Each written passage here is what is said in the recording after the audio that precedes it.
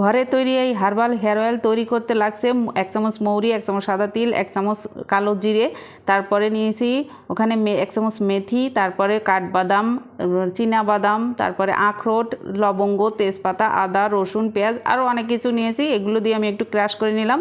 আর তারপর চলে এসেছি কড়াইতে 2 চামচ তিসি বীজ দিয়ে আমি এটা একটু 2 কাপ জল দিয়ে ফুটিয়ে নিয়েছি। তারপর মেথি আর কালো জিরে দিয়ে আর একটু ফুটিয়ে নিয়ে এখন 200 গ্রাম আমি ওই নারকেল তেল দিয়ে দিলাম। এটা বাড়িতে ভাঙানো নারকেল তেল। তারপর কিন্তু আমি পরিমাণ মতো সব উপাদানগুলো সব দিয়ে দিয়েছি। দিয়ে দেওয়ার পরে তারপরে হালকা আছে এটা আমি জাল করে নিয়ে তেলটা তৈরি করে নিয়েছি। আর এখন সেঁকে নেবো। আর এটা কিন্তু আমাদের চুল পড়া কমাতে সাহায্য করে। আর এই তেলের পাশাপাশি সপ্তাহে কিন্তু একদিন করে হেয়ার প্যাকটাও লাগাতে হবে, তাহলে কিন্তু আমাদের চুল পড়া দূর হবে, নতুন চুল গজাবে আর চুলটা সিল্কি শাইনি হবে।